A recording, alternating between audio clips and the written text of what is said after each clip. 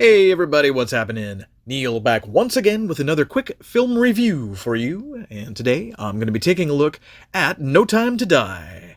Yes, the latest James Bond film, and I finally got to see it because there were so many movies in October, that I had to see that I kind of pushed this one aside, but luckily, it's still in theaters, so I was able to go see it. And it's actually a really fun experience. It's a good time. It's not the best, and it's far from the worst of the James Bond movies, but it's pretty good. So it stars Daniel Craig, of course, one more time in his fifth and final outing as James Bond. It is directed by Cary Yoji Fukunaga as well.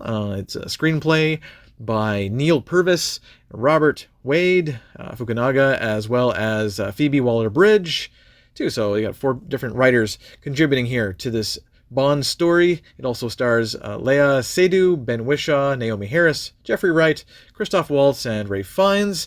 So it's a very fine cast, and it also adds Rami Malek, Lashana Lynch, and others. So yeah, pretty sweet cast, actually. I really enjoyed the casting and the actors, and a lot of the characters are pretty cool too. Very badass. The Daniel Craig movies have always been very much more of a serious tone of Bond, less jokes, closer to the Timothy Dalton films, in fact, as well, rather than the Roger Moore or the Pierce Brosnan ones as well. They were kind of jokey, but I'm really happy with how serious, they really treat the character, and there's not so many, puns. So once again, we don't get really too many puns. We get a little bit of laughs, a couple of laughs here and there. But overall, the film is, it's a good time. The story is, it's a bit convoluted, but basically we discover that Madeline, right? Madeline is with James Bond, as she was at the end of Spectre, the previous film. I'm not going to spoil anything, but I will touch on certain things from the beginning of the film. In the past, Madeline witnesses the murder of her mother by this character named Safin. He's this creepy guy with a mask that murdered her mother because their father apparently killed his family. So in the present, meaning right after Spectre, basically, there is the breakup of Bond and Madeline, because Madeline, well, she's, under suspicion for being a traitor by James Bond. So he's a little suspicious of her. So they break up. He puts her on a train, and they don't see each other again for a long time. 5 years later, a scientist is kidnapped, and this scientist named Valdo, he has developed this Project Heracles, this nanovirus, these little tiny nanorobots, nanobots. Basically, they infect your body like a virus, and it'll just, eat you alive, basically, and chew you alive. It's really quite a scary death. And the interesting thing about this MacGuffin device, though, is that it only affects specific people targeted by their DNA. So only that person and their relatives, based on their bloodline and stuff, I guess, that's, those are the only people in danger. You can actually program it that way to attack just a certain strand of DNA. So, it's kind of scary. What winds up happening here is that we also discover that, James Bond is retired. He's done being 007 for now. So there's a new 007 played by Lashana Lynch, and you'll probably recognize that lovely lady from Captain Marvel. She's very cool here. She's very badass. And so Bond's basically, retired, but he gets contacted by his buddy, CIA agent Felix Leiter. And I don't know how many times he's died in James Bond movies, but he keeps coming back.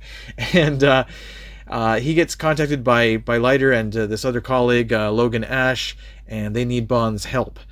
Bond refuses, but he winds up being persuaded, to help Leiter, and bad things happen. Things go wrong, and it's not smooth sailing from there for Bond.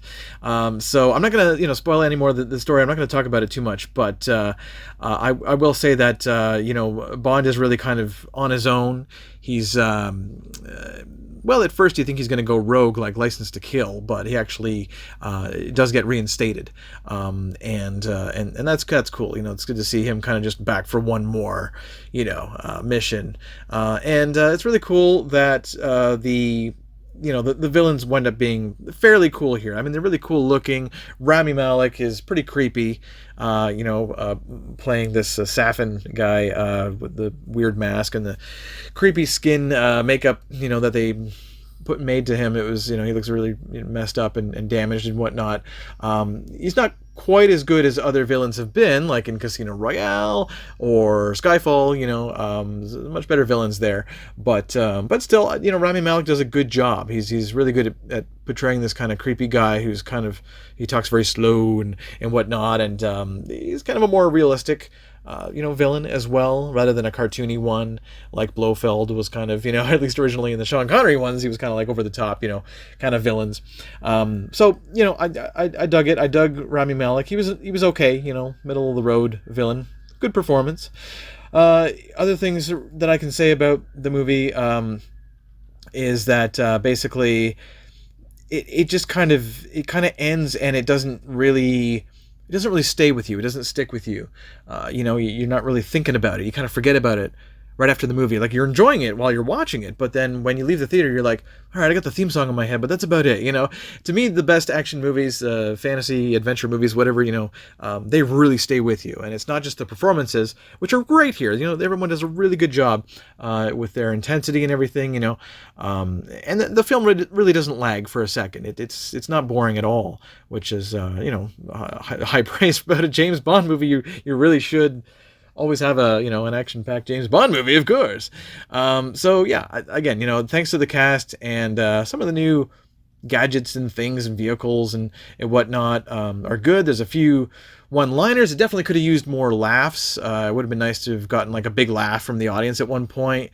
Kind of getting kind of a bigger reaction from your audience, I think was warranted, because I think a lot of this is very much just kind of same old in some ways, and in other ways, it's different because it's nearing the end of James Bond's turn here as 007. So I liked it. I'm gonna give it a 7.5 out of 10, and I'm definitely gonna see it again. I think it's my fourth favorite James Bond movie. My least favorite is actually Spectre. I would say Casino Royale, Skyfall, Quantum of Solace, and then No Time to Die, and then the last one there. So that's all.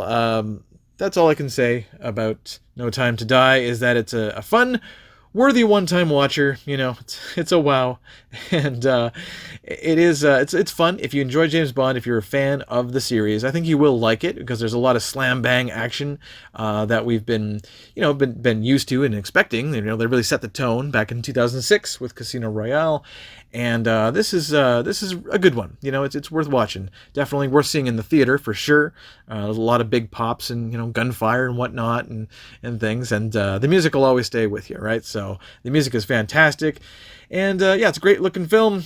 Great stunts, of course, as always. So that's all for me, guys. Thank you so much for tuning into this quick review of No Time to Die. This is Neil, and I hope you're all doing great. We'll catch you next time. Peace.